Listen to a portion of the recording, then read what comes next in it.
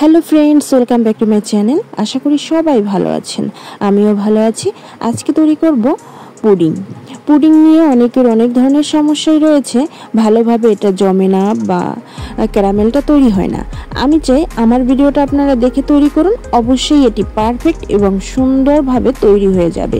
দেখতেই পাচ্ছেন আমি কেটেও দেখাচ্ছি কতটা সুন্দর হয়েছে এবং কতটা সুন্দর জমে গেছে। চলুন দেখা যাক কীভাবে তৈরি করা যায়। এখানে আমি প্রথমে হাফ কাপ চিনি নিয়ে নিলাম, অল্প পরিমাণে জল দিয়ে নিলাম এবং এটাকে ভালোভাবে জাল করে নেব। বেশি জাল দেওয়া যাবে না, তাহলে এটা পুড়ে যাবে।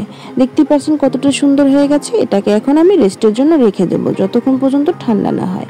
এরপরে আমি এখন এখানে দুটো ডিমের পুডিংয়ের গোলাটা তৈরি করে নেব। দুটো ডিম নিয়ে নিলাম, ভালোভাবে এটাকে মিক্সড করে নিলাম। এরপরে আমি এখানে হাফ কাপ পরিমাণে চিনি অ্যাড করব। এখন চিনি আর ডিমটাকে আবারও ভালোভাবে এটাকে মিশিয়ে নেব।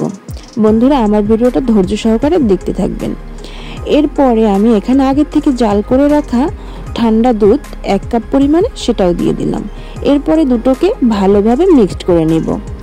এটাকে যত ভালোভাবে মিক্সড করবেন তত সুন্দর হবে।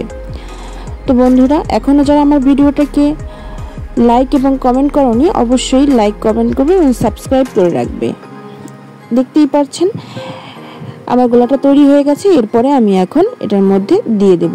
তো প্রথমে আমি এটাকে ছেঁকে নেব। যদি আপনারা চান না ছেঁকে দিলেও হয়, কিন্তু দিলে এটা মুখে দানা দানাটা বাজবে না, খেতে ভালো লাগবে। তাই তো আমি এক এক করে সবগুলো দিয়ে দিলাম। দেওয়া হয়ে গেল। এরপরে আমি এখন এটাকে সাইডে রেখে দিলাম।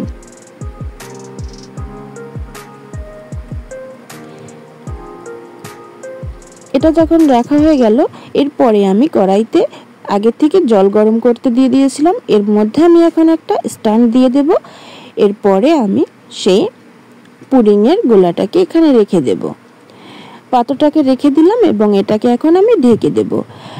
আর যে প্যানের যে ঢাকনাটা আছে সেই ছিদ্রটা আমি একটা লবঙ্গ দিয়ে আটকে দিলাম, যাতে ভাপগুলো না বের হয়ে যায়, সহজে হয়ে যায়। এভাবে আমি 5 মিনিট রেখে দেব। 5 মিনিট রেখে দেওয়ার পরেই তৈরি হয়ে যাবে অনেক সুন্দরভাবে। চলুন দেখা যাক। 5 মিনিট হয়ে গেল। দেখতেই পাচ্ছেন কতটা সুন্দর হয়ে গেছে। এখন আমি একটা কাঁচির সাহায্যে দেখতেছি ভিতরে কাঁচা আছে কিনা।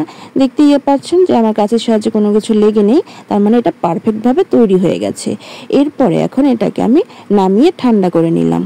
তারপরে একটা প্লেটের সাহায্যে এটাকে সুন্দর করে সার্ভ করে দিলাম। তো বন্ধুরা, আমার ভিডিওটা যদি আপনাদের ভালো লেগে থাকে, অবশ্যই বাসায় একবার হলেও ট্রাই করে দেখবেন।